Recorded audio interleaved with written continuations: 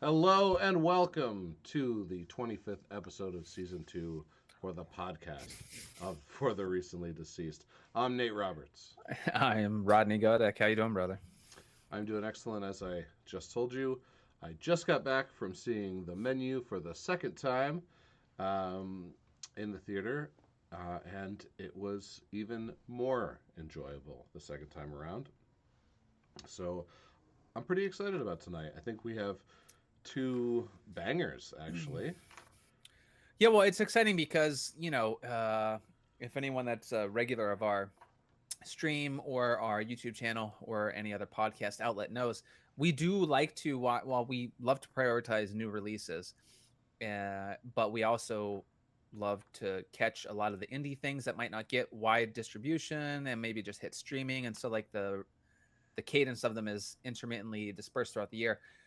But we haven't had a good the big theatrical releases, the big IPs don't have as many moments throughout the year. And these were two that came out a little while ago. There's still obviously I think Bones came out much earlier, but The Menu is still straggling in the theaters. And Mm-hmm. so we were kind of sandbagging, thinking, will we talk about it, will we not? Because it's a different kind of feel. These are larger studio produced movies with horror as one of their genres. And so it's a it's a very often not positive outcome of that movie. You know what I mean? Like there's more risk involved in watching it and it actually working as a horror film. Right, right.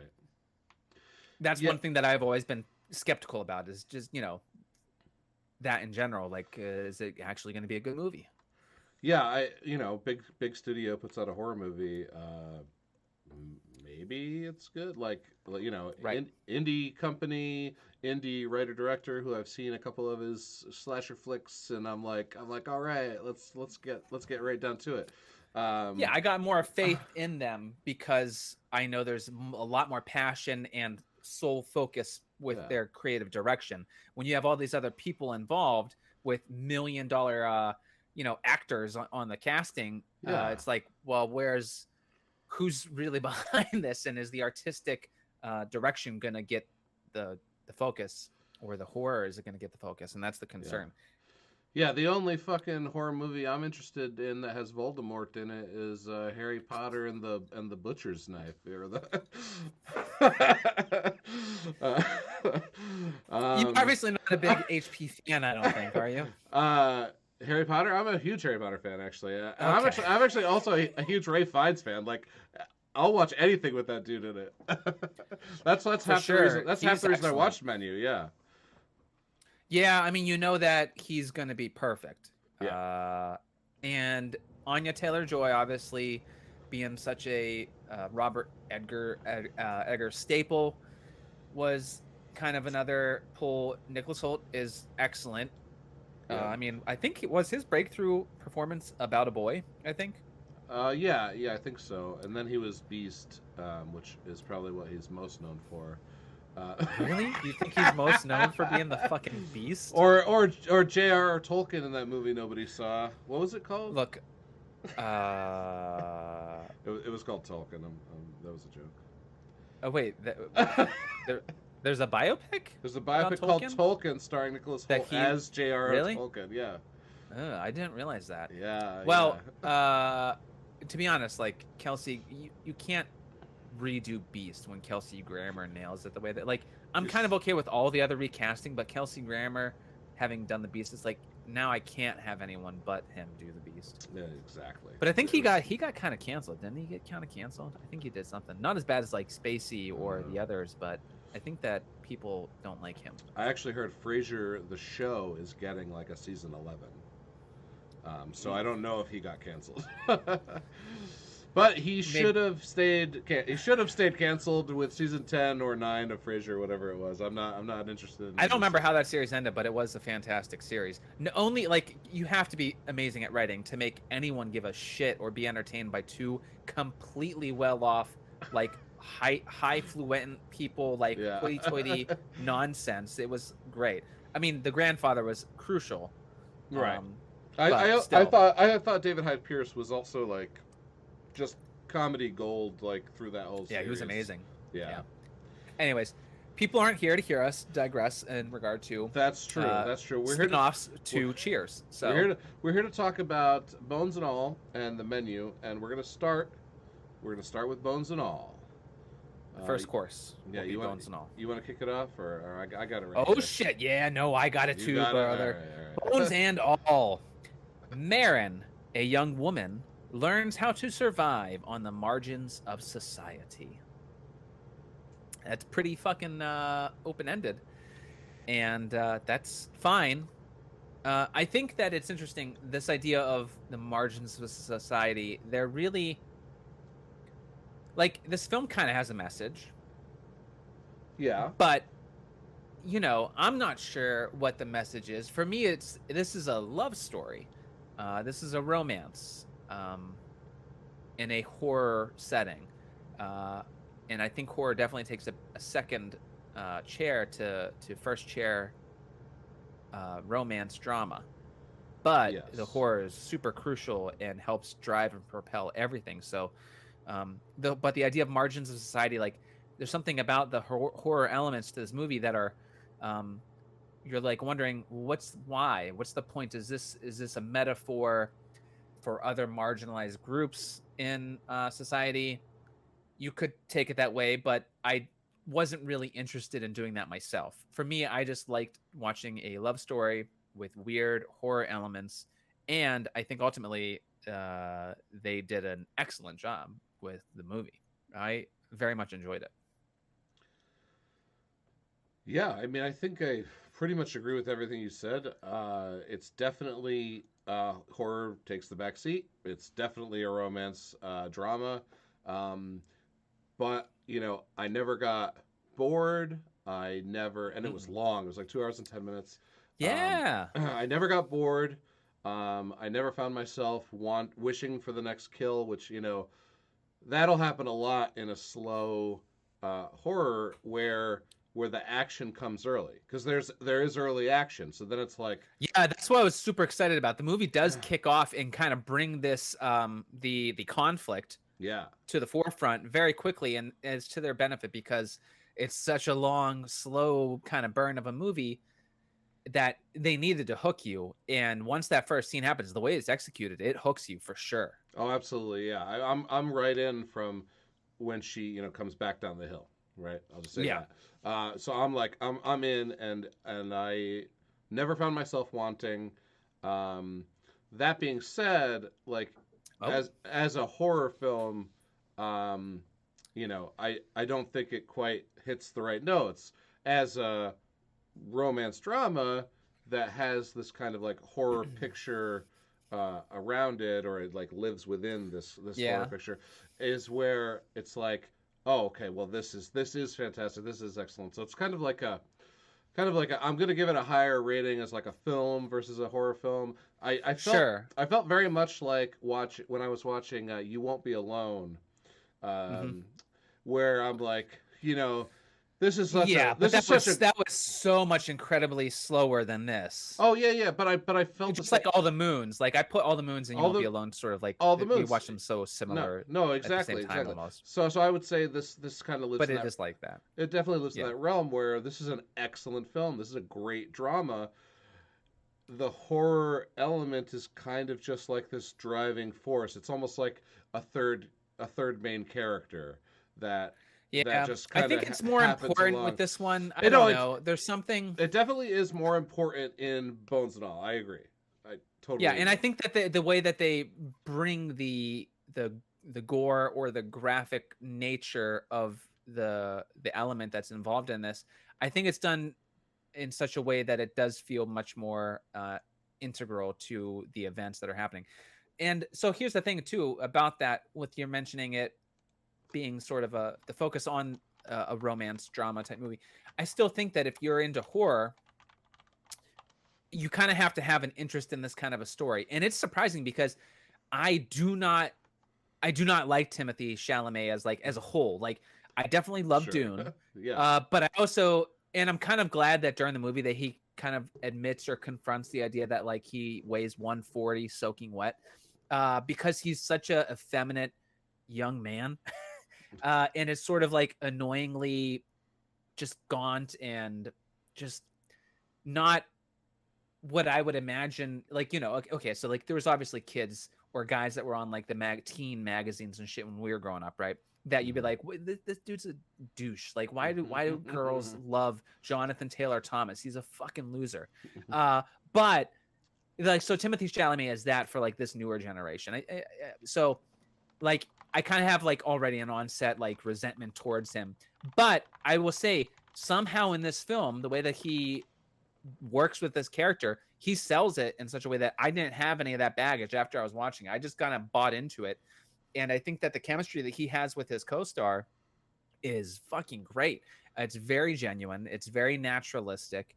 Her fearfulness with what's happening in the film and his sort of being the one to lead her into it and his like just acceptance of it. And this is the way it is. And this is the only way it can be. This is what you have to do in order to do it. And I'm trying to do it from a good place, but things are going to happen. Everything that they did together in this film, it was perfect. And it was, I think, showcases how good a job that it was shot and represented, because I brought that baggage of really disliking the lead or one of the leads in it. I didn't feel that during it. So I think a viewer has to kind of be into horror, but open to enjoying a film of this kind of nature. If you're just into like gore slasher films, you're less likely to be interested. You kind of have to have a romantic comedy. You have to like Sleepless in Seattle or Harry Met Sally. Somewhere's got to be back. Something's got to be there to kind of Love Actually. I don't fucking know. Other rom-coms have to be in there. I don't know about rom-coms though, because this is not a comedy. Like no, it's this not. Is a there's yeah.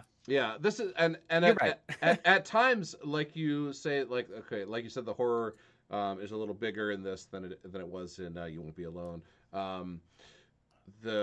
I also think the romance angle kind of takes a backseat at times as well. And this is more just like a character study of like, right, if these guys, her journey, if these characters had this affliction, how would they live their life? What would happen to them, and how would they react to that? And that's all you're watching is it's a slice of life kind of film of these two characters that happen to uncontrollably eat people.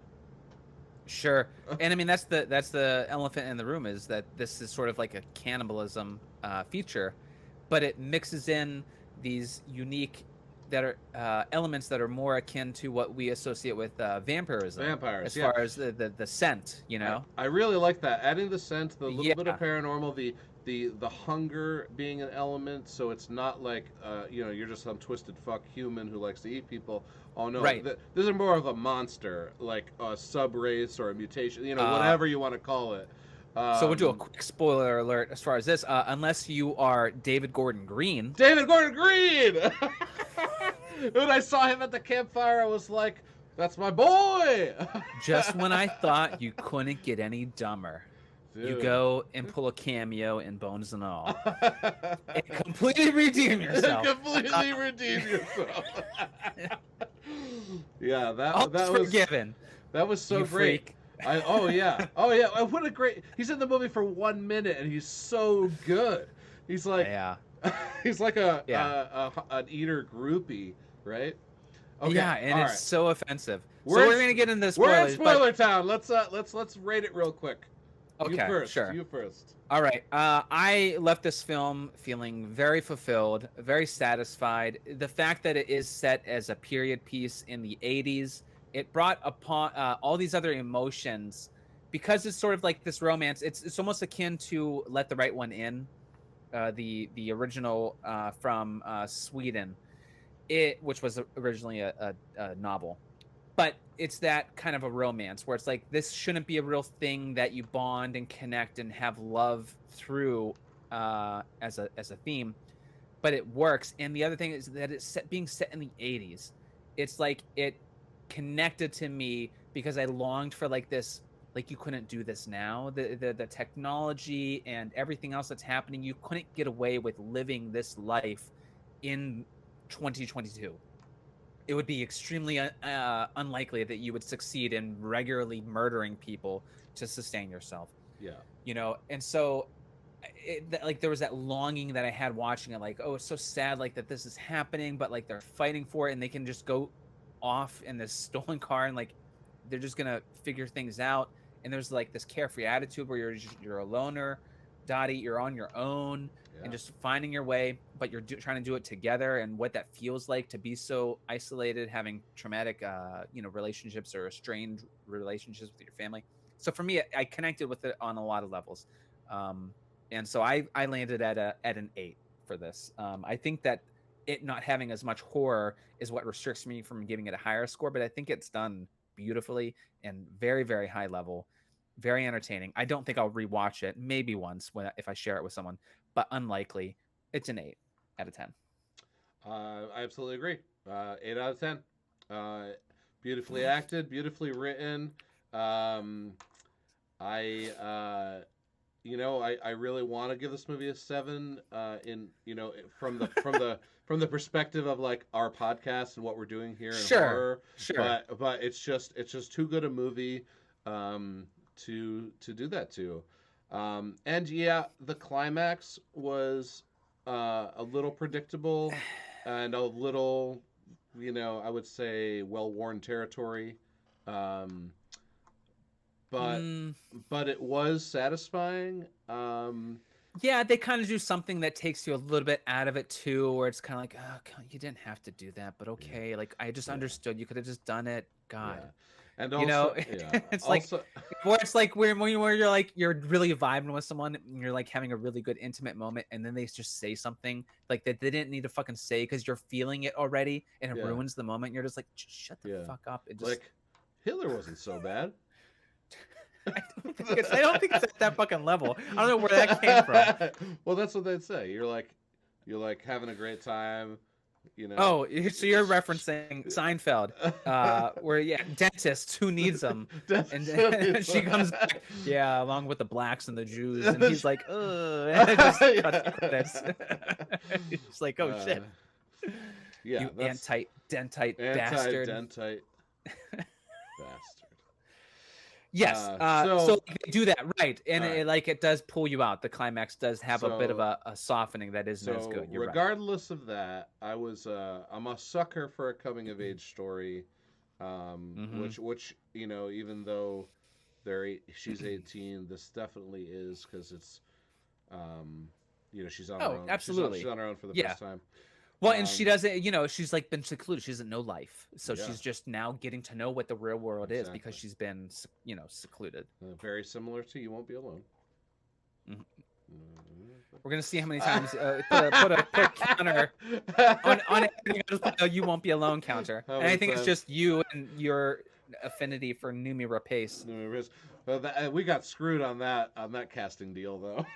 Yeah, but if you want to see people trying to go full retard, then watch it. It's a great movie. All right. Anyway, 8 out of 10, I guess, from both of us. And at this point, we will move on to the spoilers section of the episode, where if you might watch this movie, you might not want to continue watching this episode.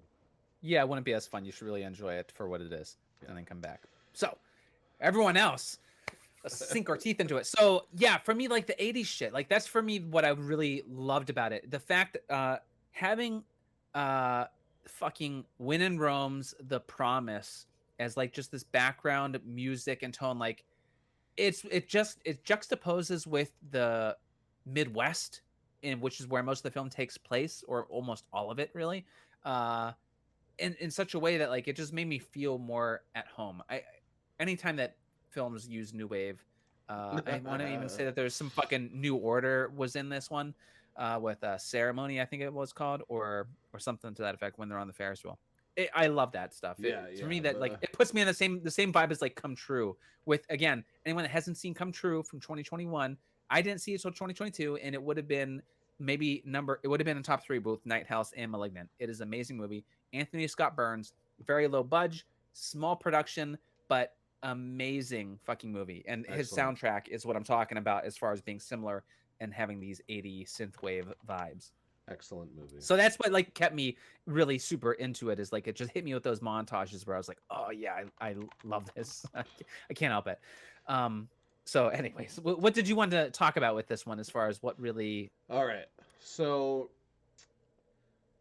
I'm just gonna give a broad strokes of like what's going on in the movie for anybody who hasn't seen it, who's just still watching.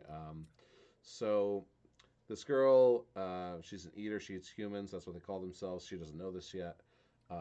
She goes to like a little like a sleepover. She almost bites the finger off this girl. She runs home. The dad's like, "Oh, you did it," and they start to pack. And you got 3 minutes, and we're out of here. And they start over, and he abandons her. So she's on her own. Right, like after her 18th birthday is right Yeah. there. It happens to be her 18th birthday, so he's like, okay, yeah, you're like legal, you're an adult, you can do whatever the fuck you want. So she runs into, well, she goes to a bus station, but who cares? She runs into Mark uh, Rylance, however you pronounce that Rylance, guy. yes, Rylance, yes. And this guy, is he's amazing. he's He's so so good. fucking good at this movie.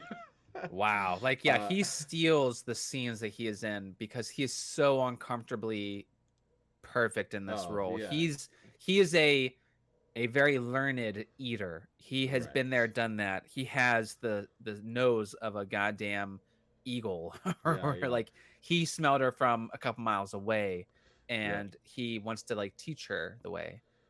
And so she is with him for a brief period of time, but she's also creeped out because he is a creep. Totally creeped out by this guy. So she books, and um, that kind of makes him a little obsessed with her. Of course, we don't know this yet.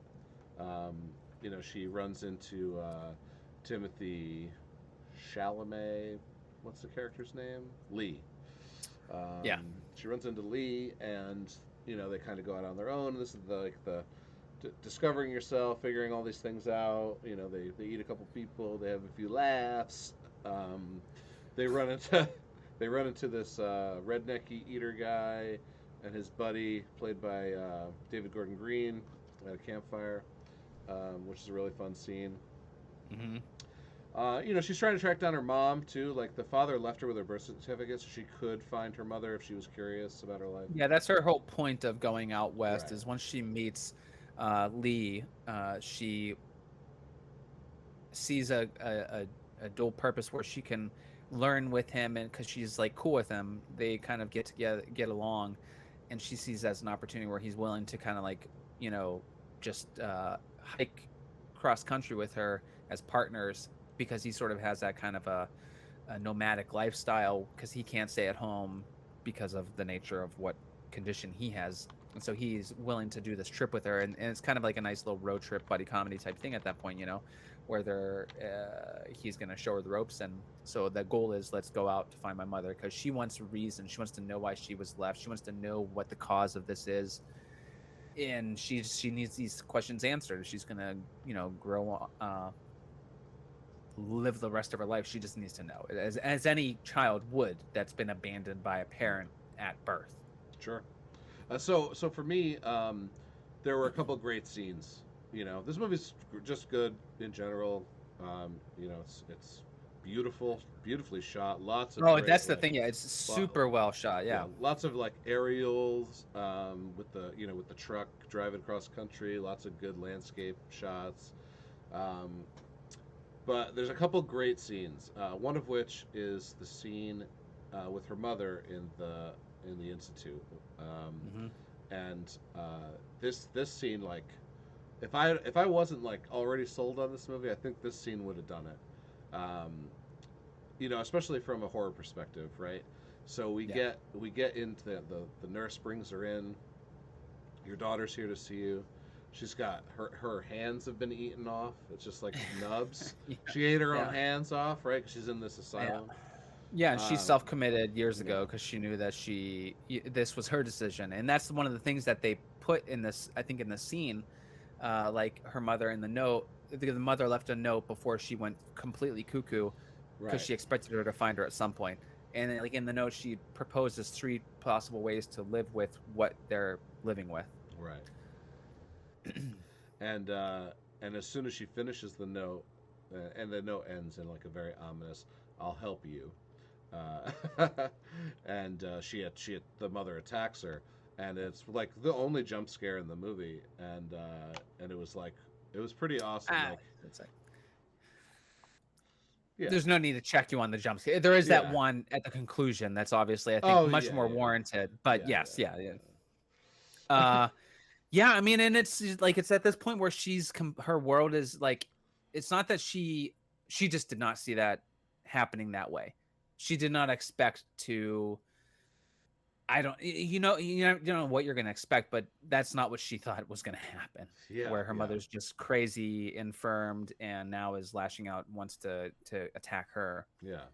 What that scene does though is like right after you have this Yeah, character it's the who's catalyst. Yeah. yeah this character who's been and we're talking about Mirren. The character has been like chained down by what she is through the whole Hmm. movie, learning from Lee and whomever else she comes across on her journeys, right? And this, what am I? Where did I come from? She kind of leaves that scene unburdened, right? She kind of leaves that scene going, oh, uh, my mother and I have the same like issue or ailment or whatever you want to call it, but that's not who I am. Hmm. I get to be my own person. I get to live my own life. And I think she leaves that scene finally able to like let go and kind of be happy. Was we go short? Right, but she's still like struggling with the idea of what it means to be within.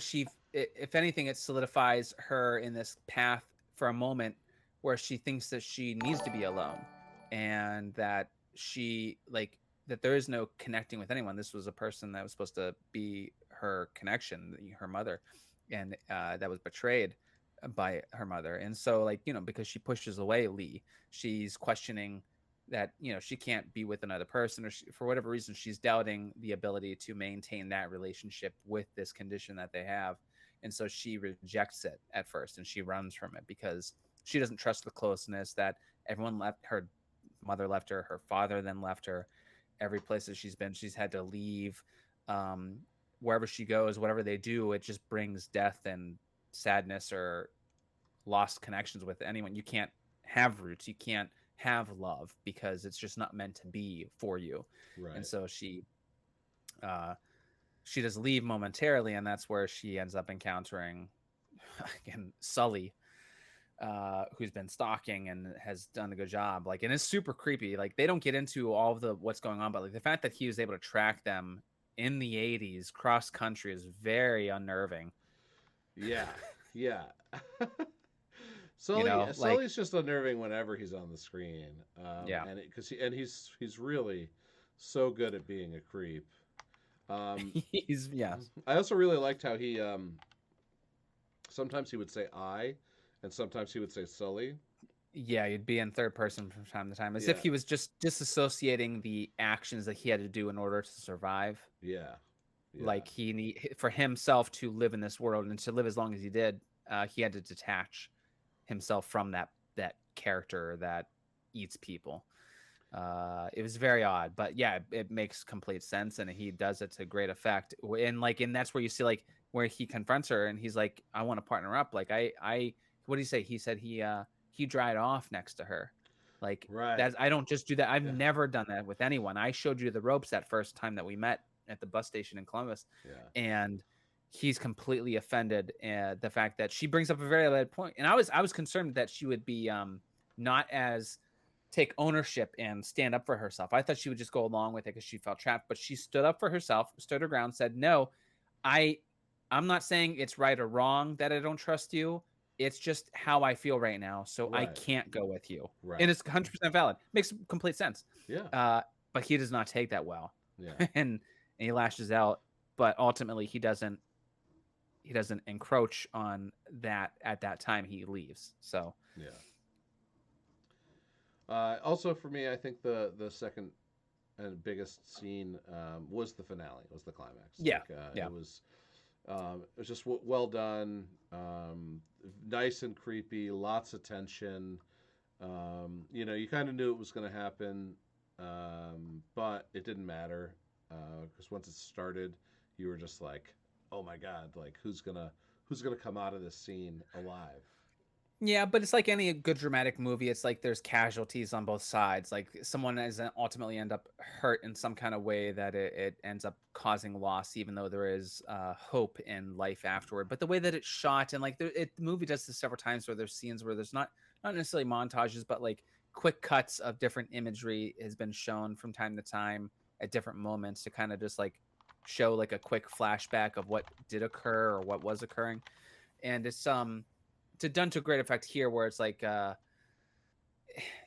the end of the movie, like I thought it was just beautiful. The events happen, the conflict happens where Sully ends up tracking him down at their homestead that they made because they make up. She goes back to Kentucky, I think. I can't remember. Maybe it was Ohio. It doesn't matter.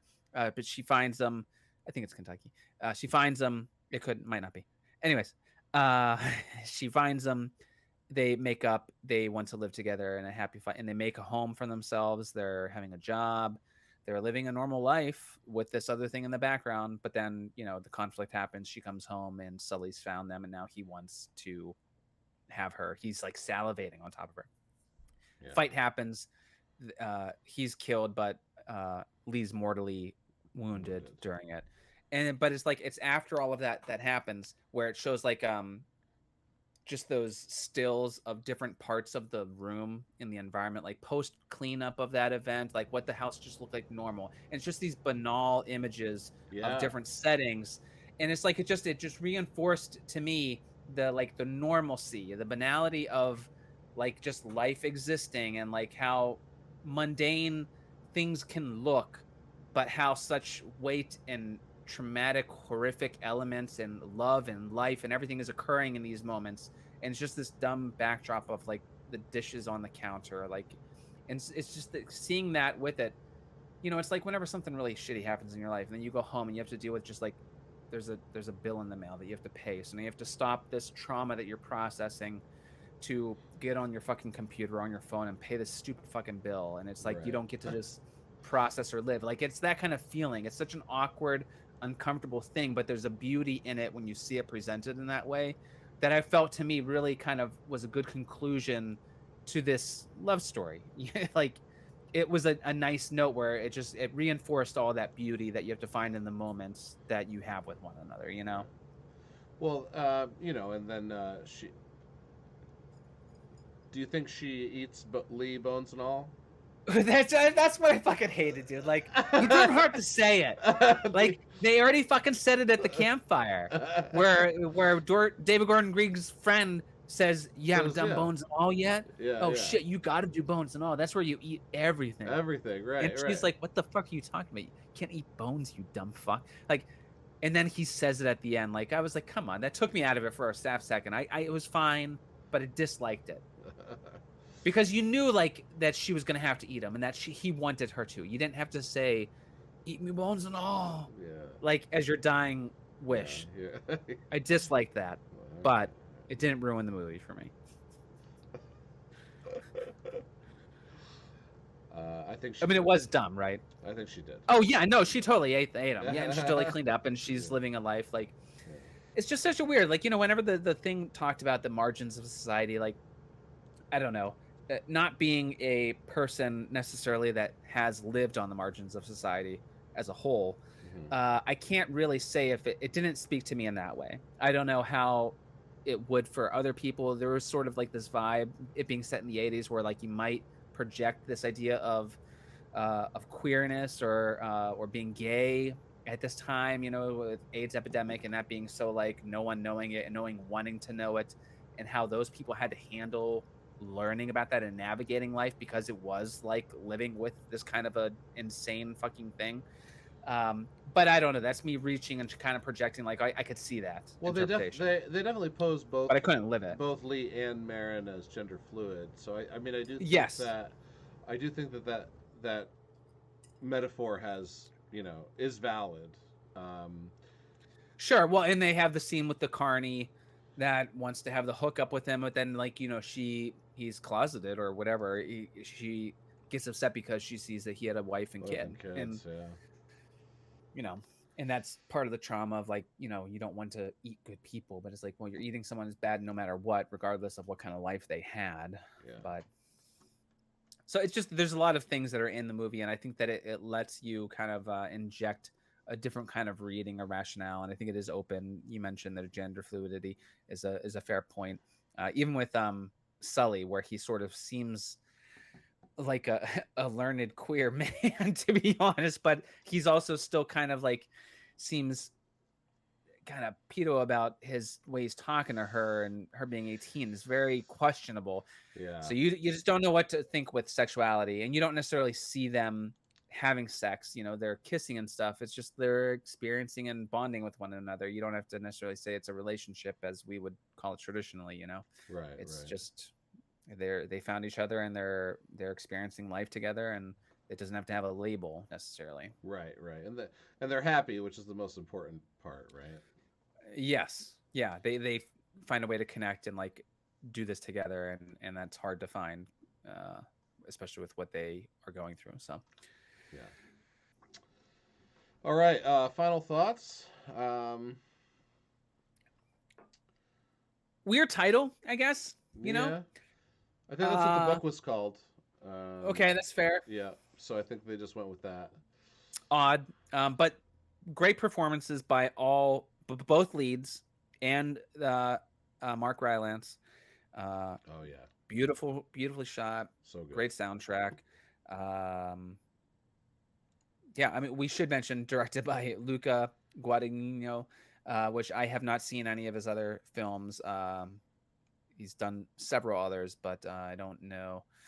I still haven't seen the Suspiria remake. He did the Suspiria remake.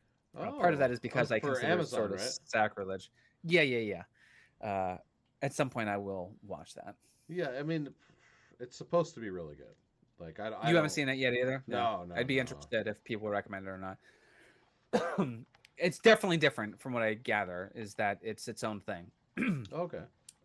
that's hard for me with a film that I think is great to see it remade and to try to detach. But it could happen. Yeah. So 8 out of 10 for both of us on Bones and Eight All. out of 10, bones and all.